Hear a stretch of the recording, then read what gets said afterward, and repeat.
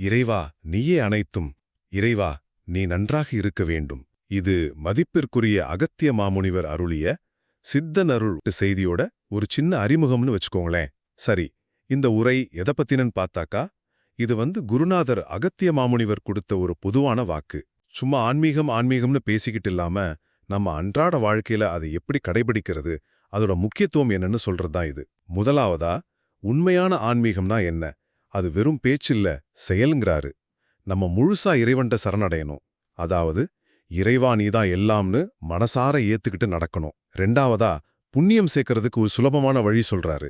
Daily அதிகாலையில பிரம்ம முகூர்த்தத்துல எந்திரிச்சு சும்மா கடவுளை மனசுல நினைச்சுக்கிட்டு பசியோட இருக்கிற மத்த உயிர்களுக்கு, அது மனுஷங்களா இருக்கலாம், மிருகமா இருக்கலாம், எதா வேணா இருக்கலாம், அதுங்களுக்கு சாப்பாடு கொடுத்துட்டு அப்புறமா நம்ம சாப்பிடணும். அதே மாதிரி ராத்திரி தூங்க போறதுக்கு முன்னாடியும் மத்த ஜீவன்களுக்கு ஏதாவது ஒரு சேவை செஞ்சுட்டு தூங்குனா புண்ணியம் பாட்டுக்கு சேர்ந்துகிட்டே இருக்குமா.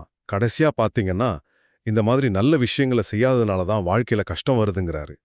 நாம உண்டு நம்ம வேலையுண்டுன்னு சுயநலமா வாழ்ந்துடுறோம் இல்லையா, அதனால குடும்பத்திலையும் நிம்மதி இல்லாம போகுது, பிள்ளைங்க நல்லா இருக்காங்களான்னு கவலை வருது.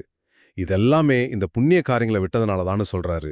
ஆக மொத்தத்துல மதிப்பிற்குரிய அகத்திய மாமுனிவர் என்ன சொல்ல வராருன்னா, டெய்லி நாம செய்யற சின்ன சின்ன புண்ணியமும் இறைவன் மேல வைக்கிற முழு நம்பிக்கையும் சரணாகதியும் தான் நம்ம துன்பத்தை போக்கி அருளப்பெற ஒரே வழி. ஓம் அன்னை ஸ்ரீ லோபாமுத்ரா உடனுரை தந்தை அகத்திய மாமுனிவர் திருவடிகளில் சமர்ப்பணம். சர்வம் சிவார்ப்பணம்.